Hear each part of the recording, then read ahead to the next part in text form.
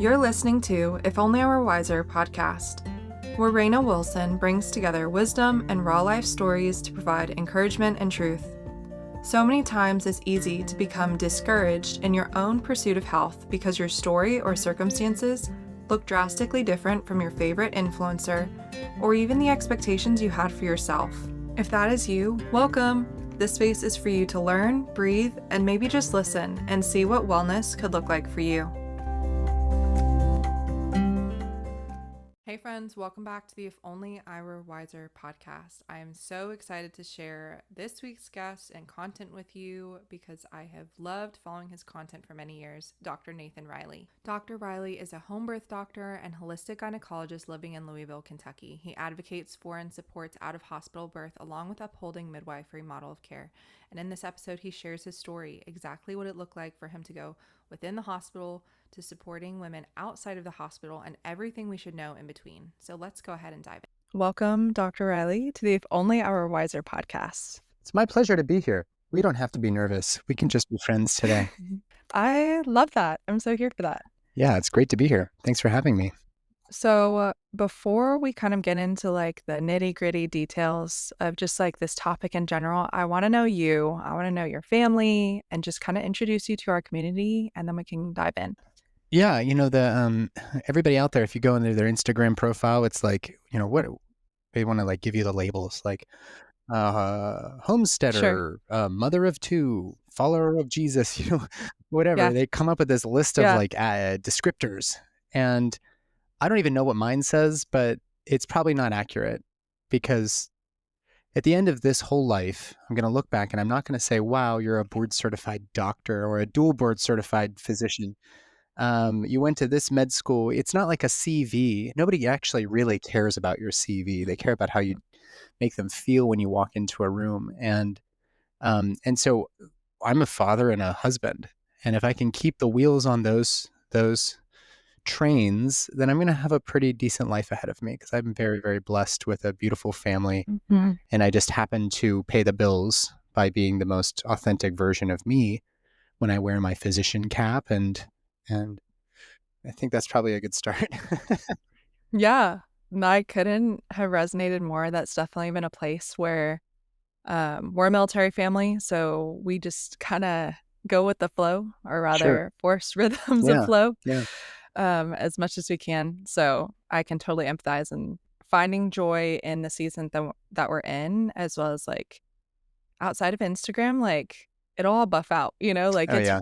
I've come to realize a lot of things are just not that serious, like outside of my son and my Yeah. husband, it's just not that serious. Yeah. I mean, guys, if for anybody who's actually listening, like, how many podcasts are there out there? There's going to be somebody that hears this 10 years down the road. What's happening on the social media has absolutely no bearing on what's going to happen in your life. I promise you that.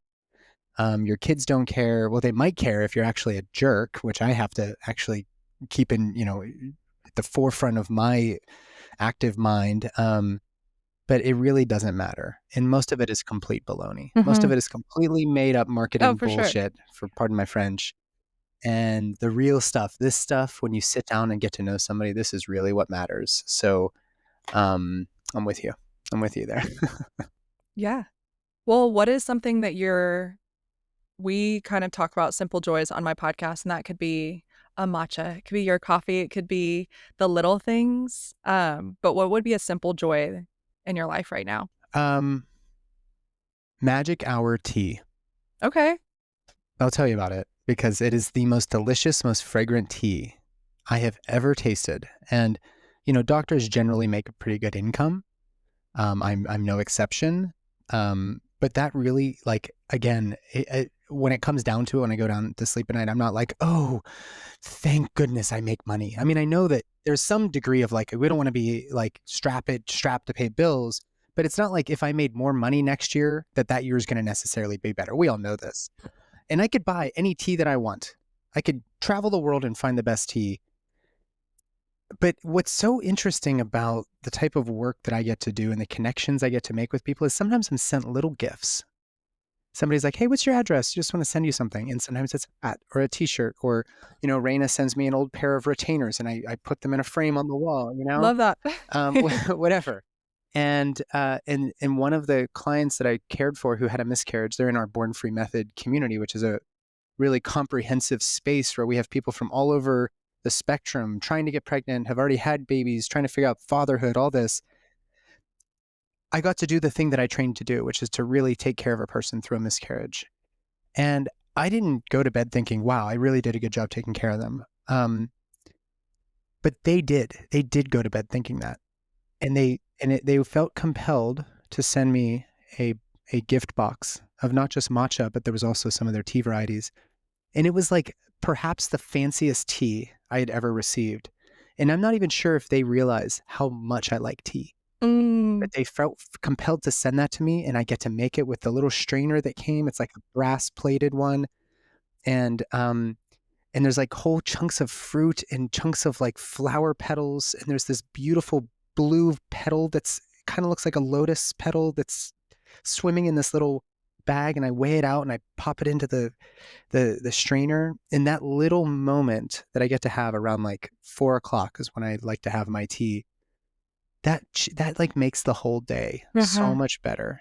And the fact that somebody selected that and sent it to me, like those little things matter way more than anything else. And it's also a nice reminder, like the value that I'm getting from that little bit of tea is is it's transactional, but it's a reflection of just how much comfort I brought this family without maybe even realizing it. And that to me is like a great reminder of just how important this work is in women's health, but in childbirth and pregnancy, I think in general. Oh, wow. That's so beautiful, and just like you said, the beautiful and simple reminder of meeting someone where they're at and, like, the intimacy in the work that you do. Yeah, But I think what's beautiful about this conversation is, like, you are meeting a need that many women don't have access to, or that is not the broad narrative of their story. sure. Um, so I would love to hear, like, what got you to this point where you are mending women and men and their families and meeting them in this intimate space, maybe from starting in a Western medicine to starting in school? Like, what did that look like for you in this transformation? Yeah. Um, when I was in residency, I completely lost my libido. It's probably not how you expected me to start the answer. I just realized how sick I was becoming. Like, it was like, yeah, sure, I worked my whole life to get here, but man, this is really hard. And while I'm happy, I've never shied away from hard work. I'm starting to see my body and health fall apart. And I'm married to my high school sweetheart. We had a period where we separated when I went to med school for a couple years, and then we got back together, decided Mhm. we're going to do this, move to LA, and live that life while I was in residency at a wonderful training program at the Kaiser Permanente system. And despite being at such a beautiful program and feeling, generally speaking, very well supported, not always, but you don't ever always get what you want. But palm trees and beaches and all of this. And I would go home and I have this like, God, my wife is just gorgeous. Like she is a really, really beautiful, comforting, intelligent, funny woman. And Mhm. like I married up for Yeah. absolutely without a doubt. And I got to come home to her, but I had no libido. I had no energy. I was irritated. I was irritable. And I was like, this can't possibly be it. Um, Going from this like kind of goofball, funny, outgoing, just super motivated to go and meet everybody at the bar, like buying, not buying Yeah. drinks and I didn't have any money, but like going and meeting everybody, just being this flower of sunshine to like, I just want to get in bed and go to sleep. It was like, this can't be it. This can't be where I'm leading this beautiful person to as well. So I had to rapidly change courses and figure out how I was going to use all of this education for the betterment of my family, from an income standpoint, without perpetuating this cycle of self harm. Is really what it was. It was whipping myself when I made mistakes and not being able to fall asleep because I forgot to do that thing and waking up and being worried about being yelled at. Like, I know I can't be a part of this. Like, maybe I'm just not tough enough. That's fine. Um, Hopefully nobody out there is tough enough to just take a beating for 30 years while they're in, a career OBGYN. But I have deep compassion for them for that reason, but it wasn't for me. And that allowed me to be creative with how I put my time, how I invested my time going forward, I guess. Where do you think that was it that pivotal point where you were like, no, no? Was it a conversation with your wife? Was it like you hitting a wall and being like, something has to shift? And then what was your next step? The moment that something actually had, like, the moment that it was like, I'm not so sure, but then like something happened, it hit me like a brick wall. I tell this story a lot. So if anybody listening has heard me do other interviews, this is the most important story that I can tell, which is a woman comes in, her waters have opened at 32 weeks. Do you have children, Raina? I do. I have one 3.5-year-old boy. Okay, awesome. So you've been through the whole birth thing. 32 weeks is like 2 months too early. Mm-hmm. Sometimes, babies can go even further than 40 weeks, but this is like way too early. Waters are open. She goes into labor, has her baby. Mom's got some heavy bleeding. So I'm taking care of her, but I'm not hearing anything coming from the baby. The whole team is in there trying to figure out what's going on. Is the baby's not dead, but the baby is not screaming either. So it's like, what's going on here? So they whisk the baby away, and eventually we catch up with them after mom's doing okay. And I was a 4th-year resident. I was just about finished here. And there's all these surgeons in the operating room, and they come out and they say, the baby doesn't have a trachea. Mm-hmm.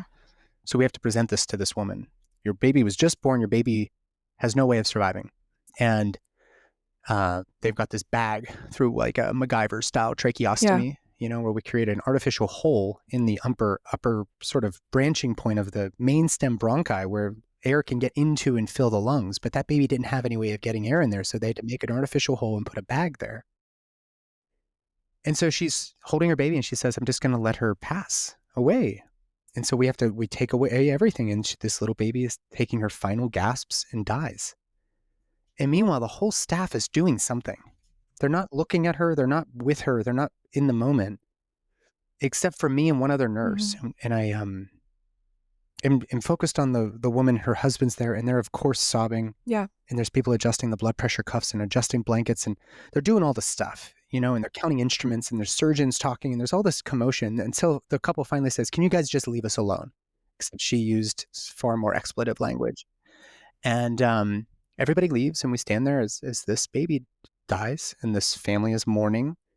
Sure. And a lot of people hear that, and they're like, oh, gosh, it's so sad that baby had to die. Yeah, that was probably the most catastrophic thing that couple ever went through. But the sad part about the story is that we, as a group, couldn't put all of our emotional capacities to work in just being present with this moment, to honor this family for what is absolutely the most catastrophic thing that could have happened. So what we could have done is just everybody pause and honestly shut up and just be still. Right. But that's not what we incentivize the birth workers to do, healthcare workers. Nobody's really incentivized for doing nothing, but that's a very active process. And when you can do less and be actively present, keep your hands down here, keep your chest open, turn your palms forward, close your eyes, even take a couple deep breaths. That's an active process, and it actually can change the entire experience. When I realized that people didn't do that naturally, I said, I've got to find some way for them to appreciate why this has to be a part of birth work. Right. And I had to go to the midwives to really, really get some camaraderie. I'm not a midwife. I'm a doctor. I'm definitely a surgeon. Mm-hmm. But having midwives and doulas and other types of birth workers as sometimes in many cases my best friends, right, really helped me find some compassionate camaraderie and collegiality within this space that I wasn't finding in the hospital system, and everything completely obliterated. Whatever dream I thought I had was obliterated. It was like I can't. I got to go somewhere else. What does it look like now, and what you're doing?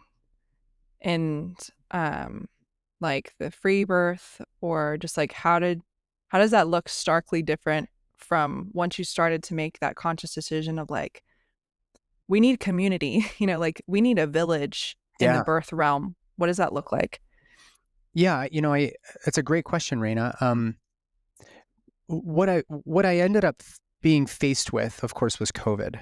We had our first baby, and I had resigned from my post as a hospitalist and as an OBGYN. I was doing inpatient palliative care, which sounds a lot different, but it was actually my skills in palliative care that made me a great OB. And I resigned. I was just going to do inpatient palliative. We then had our baby, and then COVID happened, like 2 weeks later, the lockdowns and all of that. So we were just nesting with this little baby. I didn't go back to the hospital system. I just stayed home and tried to figure out what I was going to do. And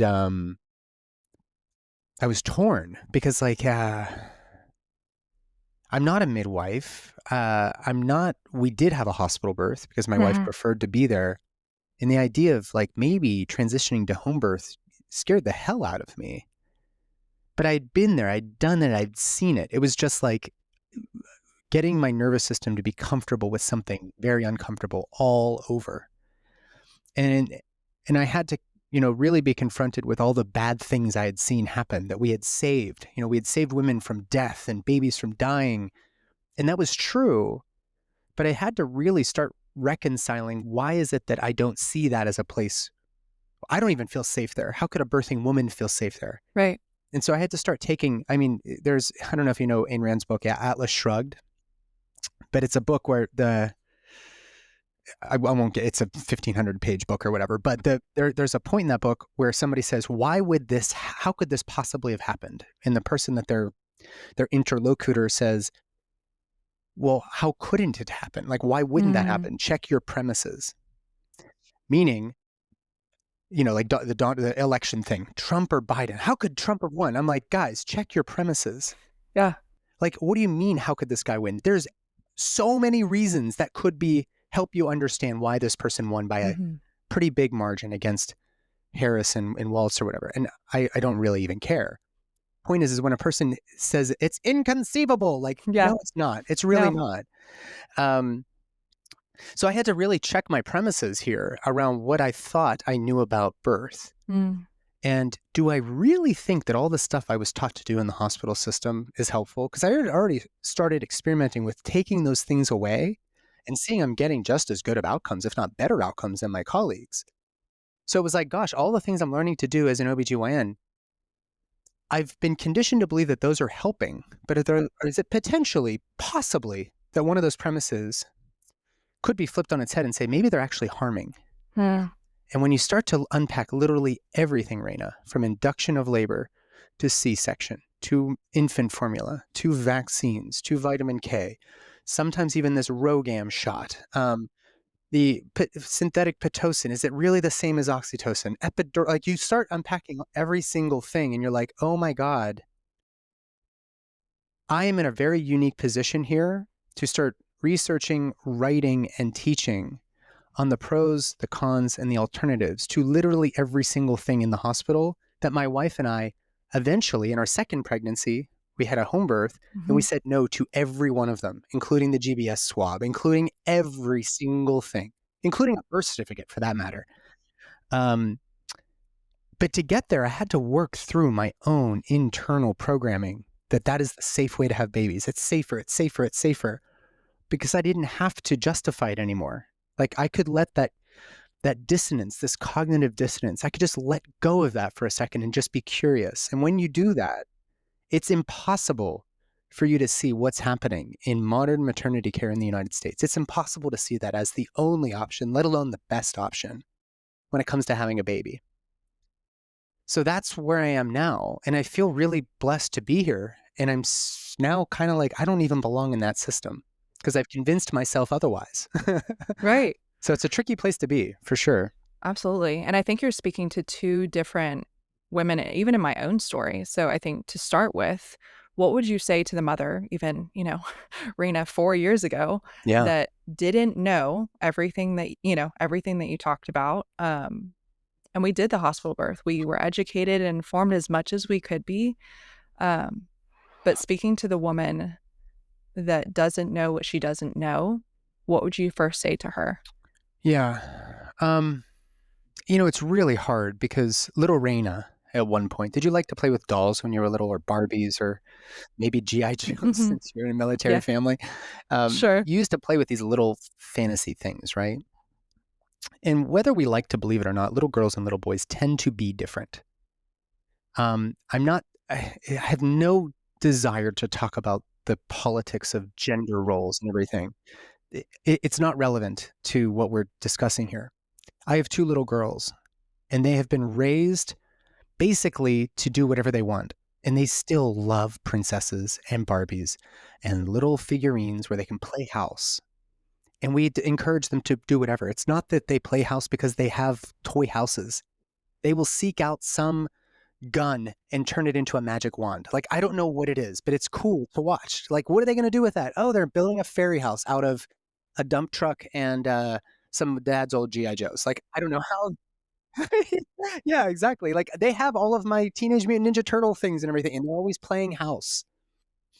So, and they don't watch TV and stuff. So I don't know where they get this from, but they have this nurturing. They want to see people sitting around a little table and talking to one another and sharing little things. And so little Raina was given a doll, perhaps by, who knows, Aunt Sally, and you loved that little doll like it was a baby. I don't know where you got that, but you probably watched people with babies and you figured out how to, like, our little girls will like try to breastfeed their dolls, you know? And Nurse, yeah. and we almost like, we chuckle at it. We encourage this beautiful, fantastical play. And of course, like, one of the dolls is nursing from a unicorn, and it's like, whatever. They're just, they're being awesome. Well, fast forward, little Raina then gets her period.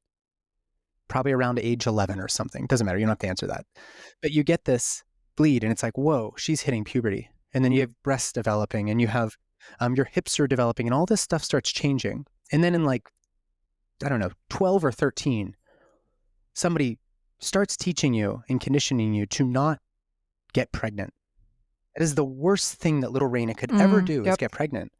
Even the little Raina, when you were playing with a little baby, that was cute. But now you are not supposed to have a baby and play house. Don't do that. It's going to ruin your life.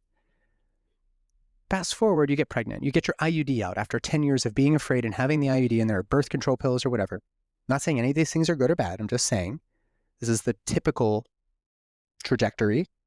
You then decide, you meet a lovely person, you have a baby with them, or you get pregnant with them, and then you end up in the hospital. And you've been told this entire time that this is the worst possible thing that could happen to you. And it's possible even that your little boy is 3.5, you said? He doesn't really he's not like fully aware of the world yet, but he's like got some, he's like starting to feel his way through. And it could be that from 6 months to 18 months, he was really intently listening to your words and didn't understand the words, but heard the language. And if there's somebody listening, you know, who maybe isn't as awesome as you, maybe without knowing, they were telling just about how painful the birth was, or how terrible the birth was, or how, God, it ripped me open, or God, my nipples, she was chewing off my nipples. Like, there's all this like negative stuff. So that little baby's already been ingrained. And then the baby grows up and has this proclivity for wanting to play house and all this. And then you're told, don't get pregnant. You might get an STD, and childbirth is terrible. And you're remembering, oh yeah, I almost killed my mother or something. So this whole thing, it's still a part of you whenever you decide, I'm going to pull the goaltender and we're going to get pregnant. 9 months later, you're in a hospital and you're about to do the thing that you kind of dreamt of as a little girl, but didn't know what you were dreaming up. Or a little boy for that matter. Like, it doesn't really, it doesn't like have boundaries here. You dream of being a father, you dream of being a mother. Like, there's these weird little things. Mother culture then tells you this is the scariest, most dangerous thing you could ever go through. And all that stuff from middle school health class becomes real very fast. So I know that I haven't answered your question, but I want to paint the picture of what every young woman has been going through. And then when we add in this tendency for little girls to have to just nod and to be agreeable and to, like, I saw a meme on Instagram the other day where it was like a young woman looking at a movie and she's just like sitting next to a man watching a movie as like a teenager. Don't look at him, otherwise he's going to kiss you. Just enjoy the movie. And I remember talking to my wife about these things. She's like, yeah, like at every moment you feel like you're being gawked at, or you're being, somebody's going to touch you inappropriately or whatever. And mother culture tells you to be aware, keep your body to yourself and all this. Like, the whole thing is just very on guard. Yeah.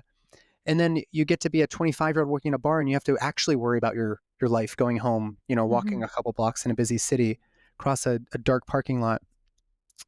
And so standing up and sticking it to an authority figure, which is generally in the hospital going to be a man who's bigger and taller and stronger than you, saying no for interventions and all of this when you have one foot in the grave, like Yep. spiritually, Yep.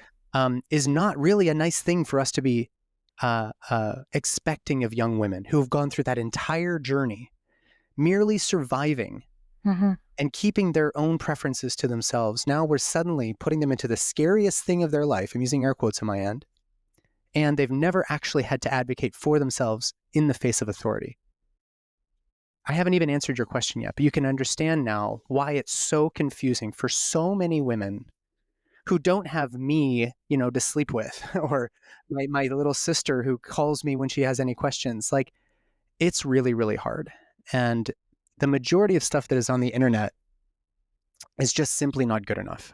There's a lot of people that are doing a lot of educating, but they're giving relative risks. Your baby's twice as likely for this thing happening. And it's like, compared to what? Like, is it 2 in a million versus 1 in a million now? Like, we have to be better. We have to be very responsible with how we're giving information, because that can be just as scary as it might be empowering.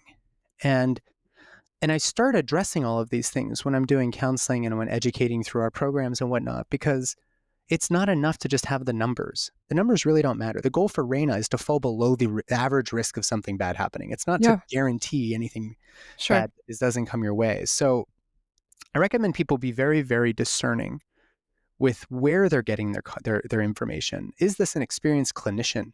Is this an experienced birther? I've heard that term before. Or is this somebody who's just like reading PubMed and sharing it in infographics? Because that's not the person that you really want to be educating you through this gauntlet of really scary stuff, thanks to mother culture and our parents and how we were raised as little kids. So I know that's not an answer to your question, but I think it's a good start. Oh, for sure. And it speaks volumes to even my own story, because I think it touches on the fact that then you do have these women that are seeking discernment. And because I remember looking at my husband when we got pregnant and being like, my body is supposed to do this. Like, God designed my body to do this. And I remember I've only had maybe a handful of people that were like, yeah, right? Like, on board, versus looking at other women in my circle and them just being confused. Sure. Or just like, oh yeah, that's a good thought. Yeah. So almost, what would you say to the woman outside of being discerning? And I think it's daunting to look in the face of your conditioning and then getting to the point where you're looking at your doctor and you're like, nope, we're going to do this. Yeah. Or we're not going to do this. Like, and thankfully my husband was equipped to be that person in our birth story, to be like, he was the one that was like, no, we're actually not going to do this. Please leave. Yeah. Well, it's good to have a person like that on your side, which is really the reason that doulas have become so popular. Those of us guys, actually, the exercise I have them do is go and listen to your birth story from your mother. And it'll actually help get them over this. It's sort of like they've been given this impression, of course, that birth is the scariest thing. And perhaps even in that subconscious languaging from their mother, or how their story was told when they were little babies, they might have come to appreciate that they almost killed their mother. They hurt their mother by her giving birth to you. And that is really hard then to look at your current loved one, your intimate partner, knowing that they're about to go through a really, really challenging thing as a consequence of something that the man did, which is to ejaculate inside of them. There's some deep psychological stuff that happens there. And so for guys to get on the same page as their female partners, I mean, assuming this is just the typical or the normotypical, whatever, heterosexual relationship, it's really helpful for a guy to be that person because of all the reasons we just described. So beyond what I have already described, you have to you have to appreciate that we know very, very little about nutrition. We know very, very little about how mitochondria work. Anybody who says that They've got the supplement that helps with the redox stuff happening within the the cristae, between the inter and outer membranes of the mitochondria. They're just full of shit because Yeah. we know more about theoretical physics than we do about the inner workings of the mitochondria. Having said that, there are some basic principles, and it always comes down to not what is the best supplement on the market. It's, are you just eating good things? Are you putting good things inside of you? Yeah. Because I don't know anybody who's going to live forever. And in fact, most of the biohacking community, they're not looking all that hot. They're actually looking like they're aging a little more quickly than maybe they're hoping. And that's not a knock on them. It's giving people permission to not necessarily need to spend $100,000 on home gadgetry in order to be healthy in their pregnancy. There's a lot of people out there that want to believe that they have it all figured out. And that's the beauty of science, is that this is an ever-changing conversation. It's a flow in and out of what we would consider factual evidence and information. So I would encourage people to write like a mission statement. Like, what is it that you really feel right now about this pregnancy? There are other practices that can help ground you in safety and security if you haven't been there. Like, we have this chanting program we're launching in January, Mary Nazoff of Vocal Transformation. And the reason we're launching this is because this is an actual practical tool that costs you nothing in order to ground yourself and remind your nervous system that this safe place is actually safe. And in order for you to actually have a heightened reaction when there's something truly unsafe in your path. Because if you don't feel safe going into childbirth, none of this stuff matters. Your nervous system will stall the labor out. Like, we know this. This is not mystery school. Like, this is basic sciences now. So whatever you can do to feel more confident and more safe and actually more connected to whoever it is that's going to be in that room, whether it's your mother or your father or your partner, your doula, your midwife, whatever, like whatever will make you feel safe or help you feel safe is way more important than things that are implemented to keep you safe. So an example I can give is, you're in the hospital. They've got the operating room. They got the blood bank. They got all those things there. Surgical steel is right here. I can just cut the baby out. You just let me know when. Like, no, that doesn't make me feel very safe. Even though you're right, potentially you can use heroics to get my baby out. I get that. But the analogy I give when people are like, oh, come on, doc, it's not that bad. I'm like, yeah, it is that bad. If you went down to the pizza shop in downtown Louisville and they have an armed gunman at the door because just the other weekend, there was a big shooting at the other pizza shop down the street. And the owner was like, well, we can't close because we got to make money. So let's just put an armed guy at the front, big M16 mercenary looking guy at the front. And that'll keep everybody safe. Well, you're probably not going to get a lot of patrons because people are not going there in order to have pizza with a guy standing there, like with a giant rifle, So that guy with a rifle is going to keep you safe, but that doesn't lead to a very enjoyable dining experience. That seems so silly, but it's so hard for people to appreciate that how a woman, especially a woman, feels through the experience of giving birth. That is absolutely the most important thing. And the myriad of information out there, books that start with, here's all the shitty stuff that can happen to you. And on the other side, the free, I would totally have a free birth. Don't get me wrong. Yeah. But there are people out there that are telling you that the hospitals are unsafe and everything else. Like, this language has to go away because we have a woman here and her name is Raina. And when she was a little girl, she played with dolls. And then she grew up and you told her to be afraid of having sex.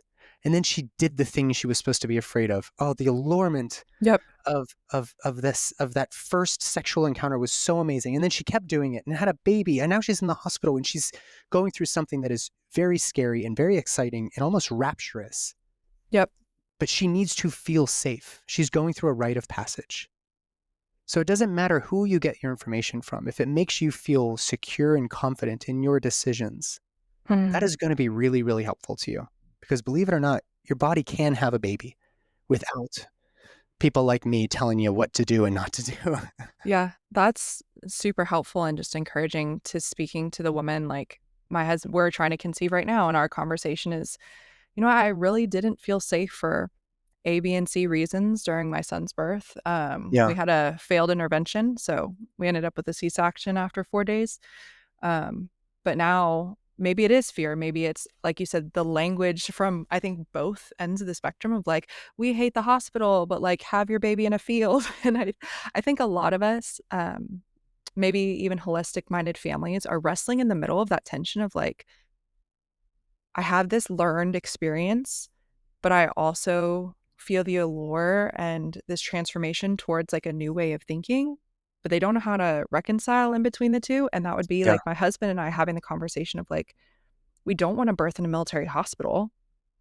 Our state law says that we can't have a midwife as a VBAC client, but also like, what is the option for us, you know? So Yeah. Yeah. maybe it's safety, like you said, like whatever it is in whatever space, it's learning to be safe. But what would you say to the woman that might be the first step of creating that safe environment? Is it outside of the hospital? Is it truly a home birth? Is it truly maybe being in the hospital with Mm. 3 people that support you? What does that look like? Yeah, I think this is a really great time to remind everybody that your intuition is authoritative knowledge. That's language I've Mm. taken from two really great midwives of yore, Robbie Davis Floyd and Betty Ann Davis. They're both still practicing, I believe, but um, these are women who have been writing about this exact topic. You know, why is midwifery care so good? It has nothing to do with what their training is. It has a big part to do with they have actually been practiced in using their intuition Mm. in order to guide certain decisions. Now, that's not to say like you channel you tap into the Akashic records or something. We're Sure. just saying I Yeah. have a gut feeling that something's right or wrong, and you act on it. Well, Mhm. you as the birthing person have that same superpower. We all do, men and women. And when we look outside of ourselves to find the answers, oftentimes that leads us astray. It leads us to this analytical computation around risk, which we're not very good at. You know, if you were in a car accident, it's going to be hard for you to get into a car again later that week Uh-huh. because you're going to feel like, oh, I couldn't possibly, it's not safe. I'm the one in a million or whatever, probably not a great example. Maybe a plane crash. Sure. Um, you would say, well, the one in a million happened to me, so it's more likely going to happen to me. No, that's actually like there's a problem with how we as humans ascertain risk. You think that you're more at risk because the one in a million happened to you, but you're statistically at way less than the average risk as a consequence of you already having had the bad thing happen. And so when we get into our brains, which is not intuitive, it's very analytical, that's when we start to try to use the technology of continuous fetal heart rate tracing to save ourselves. It's never been validated to improve outcomes for babies. If Mm. anything, it leads to more C-sections. And we've seen this trend since the 60s. And certainly with the near universalization of continuous fetal heart rate tracings, we're now seeing the C-section rates are just hitting like an all-time high. Mhm. So and the cerebral palsy rates aren't changing, which is what this technology was meant to help prevent. So, my point here is that we start looking outward, outside of ourselves for the answers. When I think most people just need to sit and be still with the uncertainty and to really tap into like, where do you want to give birth? Mm. And if that's like on a moving train across Siberia, okay. I mean, that's probably an unlikely choice for many people, but that's where the free birth thing is it's so inspiring to me. Like this Mhm. person they're sitting with the reality that something bad might happen and they're accepting that. That Yep. to me is a much more confident person giving birth who's probably been through it at least once or twice. And they're like, I think I'm going to do this as a wild Mhm. birth or a wild pregnancy. Yeah. On the other hand, if your intuition, anybody listening or you yourselves, if it's telling you for some reason, I'm just feeling like the hospital is better, you can Mm. take the approach that my wife took. Despite me being a huge advocate for out of hospital births, she was like, I want to have the baby in the hospital. Great. Yeah. We did. No big deal. What you don't want to end up with is, you know, I think being at home would be safer because I've heard there's so many interventions. Um, but I just don't know. Can you talk to me about the risks and benefits? Like, okay, the fact that you're asking me is a part of the conversation, and maybe I will Mhm. help you decide. But if intuitively you're feeling like it's not okay to be at home, that's probably going to creep back up whenever those continuous regular contractions are coming and the fear starts Mm. setting in. When the fear starts setting in, you want to be in a place where you otherwise feel safe. You don't want to be afraid of X, Y, or Z happening. the analytical brain gets involved a little too much. You want your intuition to be guiding that. And if you weren't listening to your intuition at 20 weeks when you were figuring out where you want to go with your birth, it's going to be very hard to tap into that whenever you're in labor, regardless of where you choose to have your baby. Oh, for sure. And I think about that because I've had the conversation with my husband and people post my son's birth is I knew, well, first my husband and I, we shared this on, I think a couple episodes of like, we knew our conception date was off, like our due date. Because we knew when we conceived, because my husband was in a no contact training, wasn't home. We knew exactly. He like flew home, planted the Yeah, seed, and flew out. like, Wow. yeah, it was just kind of like, we knew, we knew we knew. And then I think that it's interesting to think back on, but I know that there was a layer of like emotional turmoil that was going on in our family at the time that I think in the back of my mind, my body was like, this is just not a safe time Yeah. because blank person, for whatever reason, can walk into the room, Mm. and I've shared that with hesitancy to some people because it's like, it sounds woo woo or whatever, but Yeah. I'm like, no, I genuinely think my body was stuck in fear. And my son, like, he was good. He was happy. We went officially like 41-3. He was content. He was a big old boy, which we can get into big babies in a minute. But he was happy. But I think for whatever reason, the underlying fear in my body was what did more for me than like the interventions Yeah. and where I was birthing. It was, I think, thinking back, no, like, I don't think my body felt safe because we were I okay think with you're the right. hospital. That was our plan. But I was like, I think my body was scared that a blank person was going to walk in. So he was not coming out. And this was not a safe place for my son. Yeah, I'm sure most people have heard this sort of version of that story, but if you were a lioness out on the prairie or wherever lions live, savannah, Yeah. and there's you're contracting, your little lion cubs are going to be coming out. I don't know if they have more than one. I honestly have no idea about lions Yeah. or prairies for that matter. But you're giving birth to a baby, right? And you're contracting and you're going inward and you're on all fours and you're starting to like push a little bit, but then you hear like growling in the brush, like everything will stop. Like Yep. we've evolved. Vasopressin and oxytocin are very similarly, are similar in their structure. They're like off by 2 amino acids out of 9, which is pretty remarkable. And it'll, your catecholamines will halt the process because your fear response has been activated. So you go and then find some safer pastures. You take some deep breaths and you relax back into it, and then labor picks back up. It's very hard to do that when you're not strapped to, but you're stuck in a bed with these devices strapped to you, and you've got an epidural. You can't move your legs. That would feel like you're stuck. You're trapped, literally trapped. And that's not necessarily bad for everybody, but we should be asking, the scarier this environment, the less likely we're going to be decreasing our C-section rates. It's just the way it goes. And it doesn't help whenever most OB practices are just groups of doctors that whoever's on call is the one walking in, and we start putting a glove on. I remember doing this a million times. Hey, I'm Dr. Riley. I'm just going to give you a little check. And you like snap on the glove, and then you start opening their legs before you've even really gotten to know them. Right. It sounds like so cliche, but it's like, hey, why don't you take me out to dinner first, doc? But I heard that a lot of times and I laughed it off like, God, that's so immature. And now it's like, Oh, yeah, that no, was like, this is an intimate yeah, space. this is like Sacred super space. sacred. Yeah. Like the only hand that's been inside of you has probably been your husband since you've been married. Like it's just so bonkers. So nothing about this feels safe to people. And when I started not going into the rooms at all, keeping my hands to myself, I was saving the hospital lots of money by not opening up extra gloves, Yeah. not having to use it so much Pitocin, not having to open up ORs and all the waste that comes with that. But more importantly, like the nurses, the families, the women that were giving birth, they were having vaginal births and they were happier about it. They didn't even have to see me until at the last minute. I was like, okay, here's your baby. And like, you don't need to know about me. We don't have to build a rapport because me getting out of the way actually allows you to feel safer.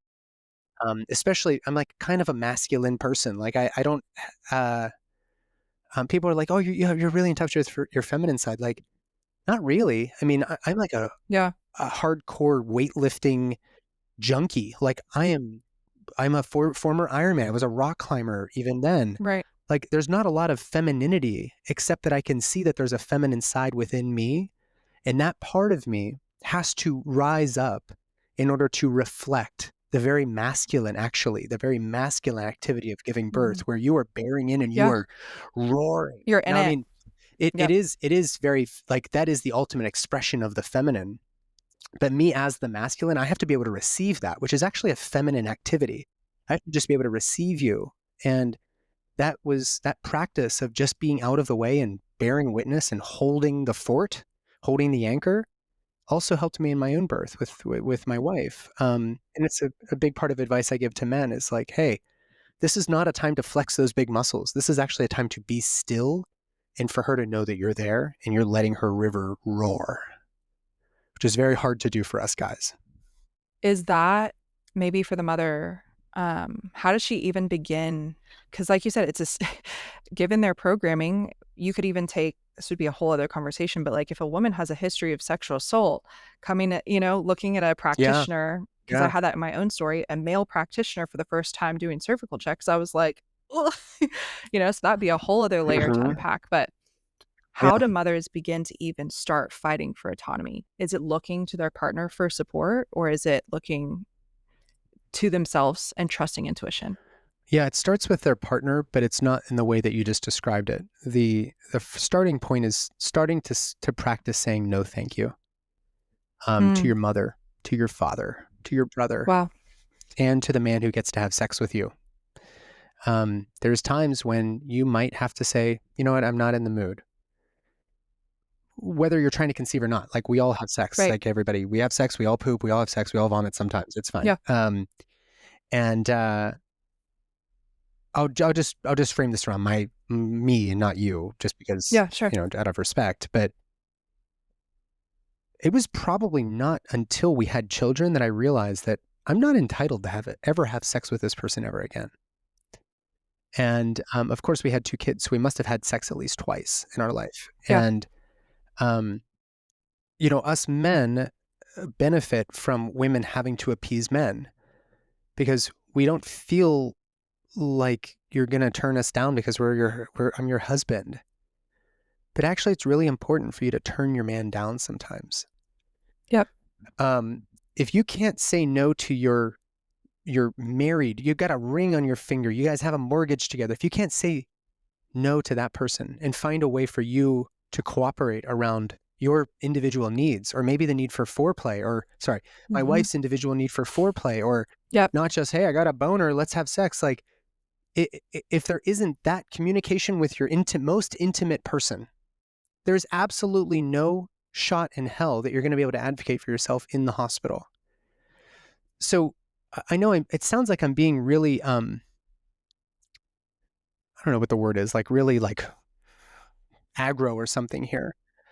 But what I'm saying here is not like, stick it to them. I'm saying you guys have an opportunity here to really start to read one another and to really Yep. And communicate connect. and connect. Yes. And when you connect all day long, intercourse just follows. Like, or not on intercourse, just cuddling and making out, A thousand whatever. percent. It's not just you roll over and you have sex and you go to bed, which is that's the trope in the movies. When you and your partner and this is maybe as much for the guys as it is for the girls, for the women, um, if you as the man can start to read that body language of your partner, and I'm still learning, like this is a Hmm. constantly evolving process for me Yep. and my wife, but when you can start to learn that, she then starts to trust you and she wants to be a part of that with you. Up until that point, she has no reason to ever trust a man ever, especially a man in a white coat with a beard and neck tattoos walking in, gloving up to shove his hand inside of you. Like, no thanks, doc. I don't think that's for me. Right. And what you find, unfortunately, because this work isn't being done within the medical community or within intimate partnerships, is you end up with a lot of women who just kind of dissociate from that part of the experience. And that's Hmm. not nice either. Especially when I say, hey, I need you to sit still because I need to check on your baby. Don't you, we need to make sure your baby's okay. And of course, you want to say yes, but your body's saying no. So you tense up, you Yep. start to squirm away from me. The nurse and the male partner are holding you down, not you, the person Yep. down. And I'm then able to put my hand inside of you. For somebody who has been a victim of any sort of trauma, Yeah. sexual trauma or otherwise, that's going to feel really, really awful. And dissociating might be the only way that they survive the initial assault, and certainly the only way they're going to survive that exam. So with the number of, what is it, like 1 in 5 women, I think, have I think so. experienced some sort of sexual abuse or which ranges from molestation to rape. I'm sure it's way more than that because it's underreported. Um, that is those are pretty good odds that I'm walking into a room in which a woman doesn't necessarily want my hands inside of her. Period. And I don't know too many women who are like, yeah, doc, go ahead, just stick your hands in there. Yeah. Like, what are we talking about here? So I really think that we need to appreciate the privilege we have of being in this space. And I think women, and I'm speaking from the standpoint of not just a medical professional, but also a man who's in love with a woman. It's a deep privilege that I have to be with my wife in an intimate way, and to create life with her, and that's a deep privilege that must be honored. It's a sacred privilege, a sacred right, so to speak, agreement, I should say, between the two of us. And for the women out there, starting to practice saying no, thank you. Not even just to that. It could even be like your best friend calls you up and wants to go to a movie and you're not feeling well. Just start saying no, thank you in your life. And then work your way up to the point where you are so secure and sound in who you are and what you want that a person doesn't even need to blink twice. They don't need to say, are you sure? Or they don't need to use coercive language because they know you know who you are, and they know that you know what you stand for. Yep. That's actually the work of within birth. That's actually what really needs to change. Not these infographics that are being circulated around Pitocin and the Arrive trial. Like, that's all cool. But we can't expect a woman to advocate for herself when she's been dissuaded because our little, fragile feelings are hurt as men whenever you tell us no, or when you tell us, I don't want it that way, I want it this way. So I think that's a big area for all of us to work on. Absolutely. And that's so incredibly powerful. And my husband, we've shared it on several episodes when we do them together, and our marriage conversations is one of the best things that we've done for the prenatal season. Instead of going in and here's our registry and what the room will look like and all of these, like, I think glamorizing the prenatal side of things, was instead going to counseling. It was me looking my husband in his eyes and talking about needs, unmet expectations, and really, like, It's hard work.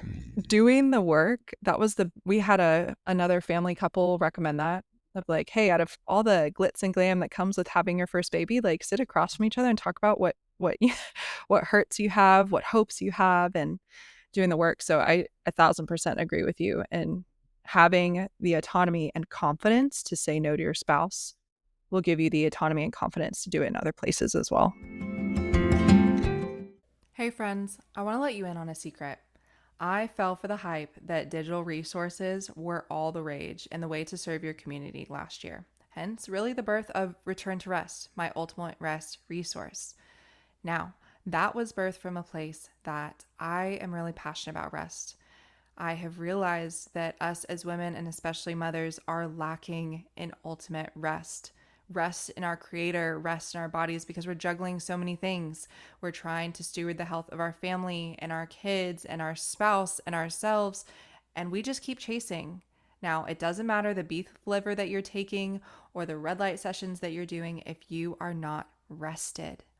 So, while Return to Rest really meets that need and gives you tangible ways to plug in actual habits that will reset your rest rhythms, I realized that something was lacking, and that is tangible accountability and community. So since you guys are my loyal listener family, I'm letting you behind the curtain a little bit.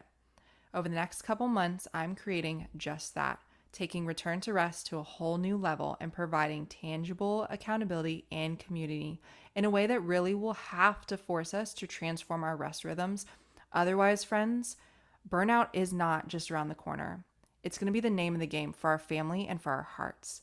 So, if you need something to chew on until that comes out, go ahead and snag Return to Rest. I just dropped the price by $20 because I really want it to serve you.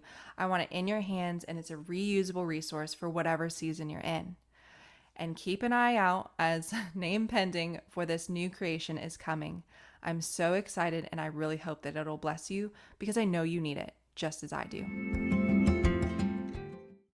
Yeah, and I think that this is obviously, what people are probably hearing is, hey, just start standing up for what you believe. And I think that it is a process. It's a process for your male partner to appreciate that this is actually an act of self-love, and you as the man can be man enough to just be like, whoa, I hear you. Like, let me hear more. Like, Yep. tell me more. Instead of responding in a defensive way as if this is about you. This isn't about you at all. You have had this dance, and the dance is going to change time signature. You're going from a waltz to a cha-cha now. You got to just, flow with her into the next version of you and your partner, assuming that it's two men, or a man and a woman. But this is actually for any intimate relationship. There's going to be this dynamic. Yeah. I would love to just hot seat some of the big hot button OB topics in terms of like, I just have a couple, but big babies. Are big babies a problem when you show up to the hospital? And I say that because I have some personal investment in that answer. Because we just had a military move, had to start over, new community village OB, and she was like, well, your son was pretty large, so if you get pregnant and I see that he's pushing 7 pounds, like, I'm just not gonna let you do that. And I'm like, I just remember looking at my husband, I was like, so 7 pounds, my goodness. Because he was 9 pounds at birth, and she was like, babies aren't supposed to be that big. So right, how do you approach big babies and women that are told you can't birth these babies vaginally because at a certain point your body just gives up? Yeah, what the official answer is, and this is from ACOG, the American College of OBGYNs, and what they say is, so the issue here, of course, is we don't know how big your baby is actually going to be, and we're notoriously a little bit off whenever we use the ultrasound to measure. In fact, in some studies, midwives' palpation of the baby is just as, if not a little bit more accurate than ultrasound, and residents and their well-experienced attendings have the same margin of error whenever it comes to estimating fetal weight. So we really don't know. But the general recommendation, given everything I just said, is that if a baby is expected to be 5,000 grams or more, that's 5 kilos, it's reasonable to offer a C-section. Doesn't mean you have to have a C-section. The language is exactly as it is reasonable to offer or to consider a C-section. If a woman is diabetic, meaning has poor glycemic control, then 4,500 is that upper limit of it's reasonable to. Okay. It does not in any regard, in no world does it mean you are not permitted to have a baby vaginally or that it will not happen. We've had 13-pound babies come out through pelvises. That sometimes happens. And then we have 6-pounders that get stuck. Now, did it get stuck because the pelvis wasn't big enough? Probably not. It probably got stuck because we pushed things along a little too fast and the baby just kind of got jacked up in there, Yeah. I can't say obviously what happened with your birth, Raina, but it's a sore spot for me when I hear that people had C-sections and then are told, oh man, you got it cut out for you here because you had a big old baby and that was why. No, are you sure that was why? Or was it because you guys intervened? It's like the 6 interventions we had before that, friends. On her back the whole time and couldn't walk around the hospital. Like, I wonder if those could have been contributors. I can't say for sure, but we make these sweeping generalizations. And then we have these cutesy little ways of saying things like, I'm not letting that happen. Well, fuck you. You don't have any say in this. Yeah. Nobody asked you what you're going to let happen. Yeah. My husband and I just looked at each other and we're like, okay. Sure. Yeah. Yeah. I've done like maybe like 200 interviews and I still can't get ramped up about this one. Like, this one gets me cursing. It gets me fired up because you deserve way better. You're an autonomous woman. You're a mother who's lived her whole life. I don't know how old you are, but you've lived a couple decades You have beautiful teeth. You clearly take care of Thanks. yourself. You can tell a lot about a person's hair and teeth. Like when you look at their skin, hair, and teeth, you can tell what their overall disposition is. So if you walked in and you told me, well, I had a C-section, and the first thing I would say is, tell me about the birth. And you would Yeah. tell me that whole story. And then you would say it's a big baby. I wouldn't even care that it was a big baby. I mean, generally speaking, unless it was like a 20-pound toddler, Yeah. which it probably wasn't. There was an SNL sketch back in the day when Will Ferrell was born, and he was like a bearded Oh my man. gosh, stop.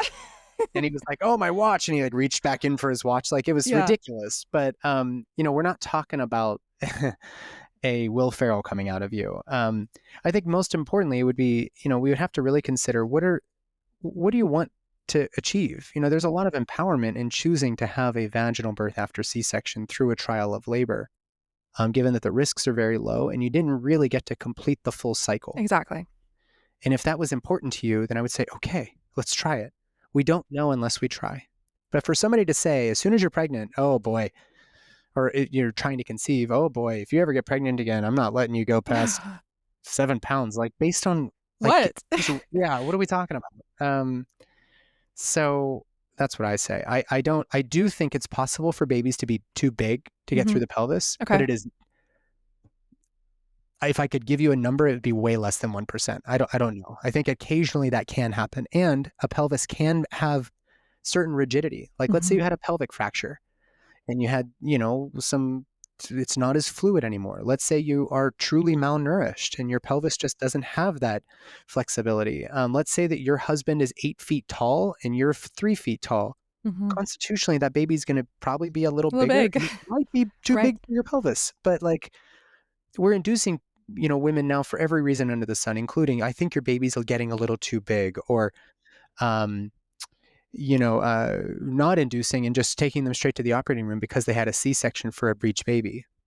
Yeah. We're doing a terrible job of counseling around the realities of what we really, really do know and what we absolutely do not know. And I have no idea if a woman can have a baby vaginally until we try. Yeah. And usually they are able to. That's the secret, the magic trick. Yeah. And that was going to be my follow-up question as we wrap up and close, would be like other red flags, because breech babies are the whole other thing. After my son's birth, I ended up going back to my mom and asking about her birth stories with my siblings and I, and she was like, no, like you Raina, like you were breech, so like that was it. Like once we heard that label, we moved to C-section, and then following your because I'm the oldest, following your brother and sister, it was just, they're gonna get stuck, or that, like you had a C-section, so this is the narrative for the rest of your babies. So are there red flags that we are missing? Is it, breech babies? Is it cord around the neck? Is it big babies? The cord around the neck thing doesn't matter. There are occasionally babies that have like kind of a short cord, and it does wrap around a few times, and it leads to some issues with the fetal heart rate. That is occasionally, but Sure. when a person's been told, similarly to the big baby thing, oh, the baby had a cord around the neck, it's a good thing we did a C-section. Like 50% of babies have cords around the neck. Like so I don't buy that anymore, believe it or not, than I buy cigarettes cause lung cancer. Not everybody who smokes cigarettes gets lung cancer. There's certain people that are predisposed to having lung cancer, and cigarettes, push them down that path. But there are certain babies that are already predisposed to having trouble in labor. And when a cord wraps around the neck, it predisposes them to showing signs of distress. So that's not necessarily a red flag to me. What was the other one you said? Oh, the breech baby. Breech babies. Well, that's a slightly longer answer to that one, but we've stopped teaching people the maneuvers, which occasionally have to be used for a baby that's coming out butt first, and they get kind of stuck in the pelvis in a funny way with their arm around their neck, called a nuchal arm, or their neck is hyperextended, their chin's caught on like the pubic bone. There's basic maneuvers that we could use to relieve those, in the same way that we train with maneuvers to relieve a shoulder that's caught on the pubic symphysis when a baby's head down. It's called a shoulder dystocia, or whatever, right? So by virtue of us not having practiced that, 3 to 4% of babies being butt down at term are not going to be able to be given the opportunity to come through their mother's pelvis. They have to come through by C-section, and that's a reflection of the lack of training, the de-skilling of obstetricians in our country and many midwives, to be perfectly clear. Mm-hmm.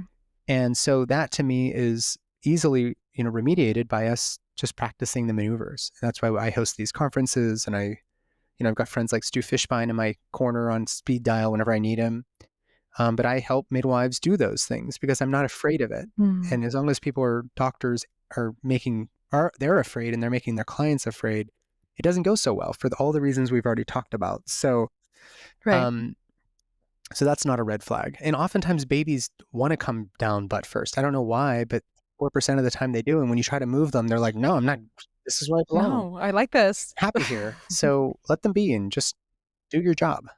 But that's not a part of their job description anymore, I suppose. Sure. Breach, you mentioned, we had so like blood pressure issues and diabetes, those types of things are completely preventable. It doesn't matter what people say. I stand by that. We just need to get started early. And even if you're already pregnant, there's plenty of nutritious foods, bivalves, beef liver. Doesn't sound sexy, but damn, does it Yep. do a great job for your health. We do it. Yeah.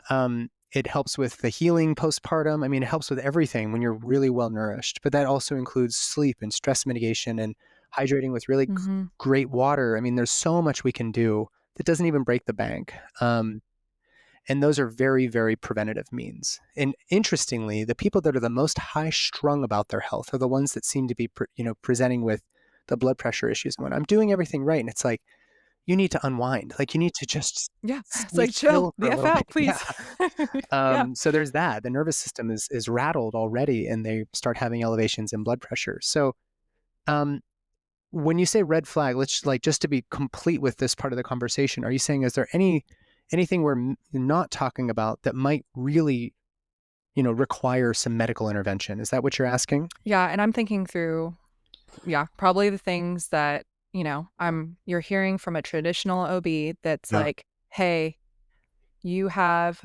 GBS, you have, this looks like a breech baby, your baby is already 8 pounds and now we Yeah. have to induce you early. Like the things that you would traditionally hear. And then maybe if you have time, the things that, oh, we haven't considered these things. Sure. Actually, we probably need to consider and look at this further. Yeah. Yeah. I mean, there are certain scenarios in which thank God we have hospitals. And that is, Right. occasionally you get like a placental abruption where there's heavy bleeding and you're not even Mhm. close to labor or giving birth. Like, we've got to get you to an Right. OBGYN. A baby that is growing way smaller than the rest, like average at 37 weeks, this baby's less than, like, below the first percentile. Right. That is a baby that is probably desperately in need of a surgeon. Mhm. There are fetal anomalies that we pick up. It's really important that we have access to abortions. And it doesn't matter what people think about right or wrong. There are so many scenarios that I can give you in which, even though I don't love abortions, I don't think anybody loves abortions. Let me reframe that. I'm not like, Right. we gotta do more abortions. I'm not of that cloth. I don't know if anybody really is. But there are certain situations in which this baby is not going to live to the third trimester. And Mm. if a woman doesn't want to just wait until they stop feeling the kicking, I absolutely understand that. And that might be a separate conversation for another time, because I've been through Sure. this with But some yeah. very personal people in my life. And I haven't cried as much as I maybe ever have in my adult life whenever I've been helping people through these things. So, there is good reason to have access to the doctors. Severe range pressures, some very, very poor glycemic control can really benefit from some insulin or from oral medication. Yeah. And perhaps even having an induction, and perhaps even having a C-section. Hmm. The problem is that we're overemphasizing how safe a C-section is or an induction of labor without realizing that over the long term, you not being able to attend to a vaginal breech birth is predisposing this woman to a myriad of other risks later. Not just the Hmm. rupture of uterus, but also abnormal growth of the placenta growing into the wall of the uterus and requiring a hysterectomy afterwards. That's called placenta accreta spectrum disorder. Um, to placenta previa, to all these other things, not to mention the immeasurable things, this neonatal maternal bonding thing, breastfeeding, postpartum recovery from multiple C-sections. Like, none of that is fun. And as long as we're only focusing on living mom and a living baby, we're missing the opportunity to really take care of birthing families. So I could go on and on, but there are number of good reasons to have OBGYNs and operating rooms and antibiotics for a baby with early onset GBS disease of the newborn. Absolutely. Take my baby and do whatever you have to. But that's a pretty small number of babies. And we need to weigh putting babies in the NICU away from their mom and dad, away from those co-regulatory benefits of being on your chest and breastfeeding and all of that. We have to really weigh that against the downsides of that against the potential benefits of keeping the baby alive. And there are risks and benefits and alternatives to everything. So find yourself a good person to bounce these questions off of. No, thank you, Dr. Riley. This has been a beautiful blessing and conversation and so much wisdom. So where can our community connect with you, your services that you offer, and for us to get plugged in? Yeah, everything's available at Nathan Riley OBGYN on Instagram, but the pregnancy postpartum stuff is at bornfreemethod.com. That's like the ultimate resource I think that anybody could ask for. And then my practice is belovedholistics.com. So awesome. Hopefully to see you guys there. Come say hi. I just love meeting people who hear these conversations. And if anything needs clarification, I'm always here. Thank you. I have one closing question that we ask for all of our guests. Yeah. So if you could provide any wisdom to your younger self or for our community that's listening, what would you share? I used to say, I wish I didn't have to sleep. It's such a waste of time. I wish I would have embraced sleep much, much younger. I had lots of long nights knowing that I could just go all night studying really hard. I would remind my younger self to sleep as much as you can when you're younger. I love that. We're trying to convince our son of that right now. Yeah, 3.5-year-olds they're terrible listeners. It's like, these naps are really good for your body because mom and daddy also need a nap. Healthy mom, healthy baby, right? Yes. So thank you, Dr. Riley. We're so honored for your time and your wisdom. Thank you, Raina. It's my pleasure. Of course. And we'll catch you guys on the next episode. Thank you for listening, friend. I hope you enjoyed the episode. If you don't want to miss any wisdom or encouragement, be sure to subscribe to the show. And don't forget to rate and review. Your feedback means so much and helps our community grow. If you're looking for more wellness wisdom and free resources, head over to livingwiselywell.com or get connected with me on Instagram at wiselywell. And if you're looking for a break from the hurried health lifestyle, check out my Return to Rest resource for tangible ways to slow down and finally find rest.